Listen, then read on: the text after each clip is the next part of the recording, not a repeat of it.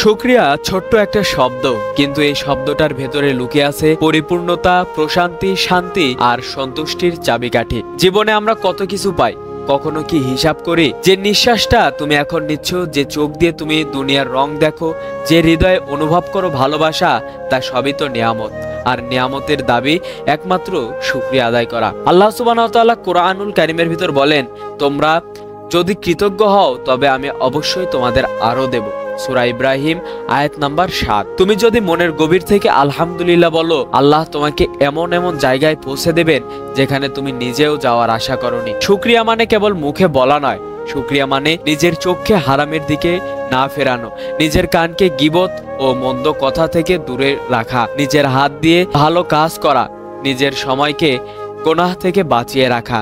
তাই তো ইবনে কাইয়িম রাহমাতুল্লাহি আলাইহি বলেছিলেন, কৃতজ্ঞতা ৩ জিনিসে প্রকাশ পায়: হৃদয়ে, মুখে এবং কাজে। কখনো যদি কষ্টে থাকো, হতাশ হও, তখনও একটু ভেবে দেখো তুমি শ্বাস নিতে পারছো, তুমি নামাজে দাঁড়াতে পারছো, আর তুমি আল্লাহ বলে ডাকার শক্তি পাচ্ছ।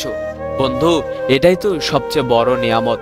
যে মানুষ কৃতজ্ঞ তার মন ভরে থাকে, যে মানুষটার মনের ভিতর কৃতজ্ঞ ভরে থাকে, সে কখনো লোভে ঢুকতে পারে না, তার ভিতরে কখনো হিংসা থাকে না, না থাকে কোনো অভিযোগ।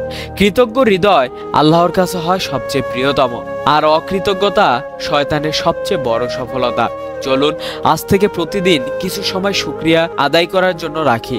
আলহামদুলিল্লাহ যে সকালবেলা ঘুম থেকে উঠতে পারলাম, আলহামদুলিল্লাহ দিনের 3 বেলা খাবার খেলাম, যে আলহামদুলিল্লাহ মা বাবাকে ভালোবাসতে পারি, মা বাবার খেদমত করতে পারি, আলহামদুলিল্লাহ আমি আমার আল্লাহর বান্দা হয়ে আমি আমার আল্লাহর নাম নিতে পারি। হে আমার রব, আমাকে কৃতজ্ঞ বানাও, যেন তোমার নিয়ামত হিসাব কখনো ভুলে না যাই। আলহামদুলিল্লাহ সুম্মা আলহামদুলিল্লাহ।